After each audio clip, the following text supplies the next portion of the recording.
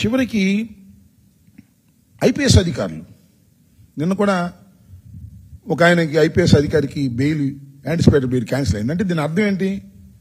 IPS అధికారులందరికీ చెప్తున్నా, అందరికీ కాదు కొందరికి చెప్తున్నా, కొందరికంటే ముఖ్యమైన వారికి చెప్తున్నా, ఎవరైతే చంద్రబాబు నాయుడు గారి మోచేతి నీళ్లు తాగి జగన్మోహన్ రెడ్డి గారి మీద కేసులు పెట్టాలని, వైఎస్ఆర్ కాంగ్రెస్ పార్టీని అణచాలని, జగన్మోహన్ రెడ్డి గారు ఎక్కడికి వెళ్తే అక్కడ కట్టడి చేయాలని నిబంధనలకు వ్యతిరేకంగా ప్రవర్తిస్తున్నటువంటి ఐపీఎస్ ఆఫీసర్లందరికీ కూడా చాలా స్పష్టంగా చెప్తున్నా, తెలుగుదేశం పార్టీ అధికారంలోకి వచ్చిన తర్వాత అనేక మంది ఐపీఎస్ ఆఫీసర్ల మీద కేసులు పెట్టి జైలుకు పంపింది. అంటే మీ మీద కేసులు పెట్టడం, జైలుకు పంపటం అనేది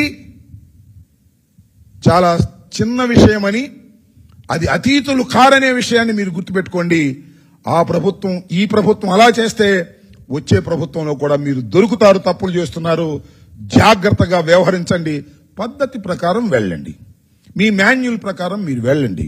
అంతే తప్ప రాజకీయాల్లోకి వచ్చి రాజకీయంగా మమ్మల్ని అణగదొక్కాలని ప్రయత్నం చేస్తే చూస్తూ సహిస్తూ ఊరుకునేటటువంటి వ్యక్తులం మేము కాదు.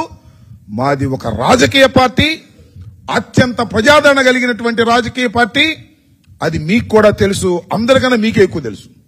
ఎందుకంటే మీరు చూస్తున్నారు కదా, ఎక్కడికి వెళ్ళినా పోలీసు కాపలా పెట్టిన అసలు మొత్తం పెట్టారండి, రోడ్డు పక్కన నుంచోబెట్టారు పోలీసులు అందరినీ కూడా.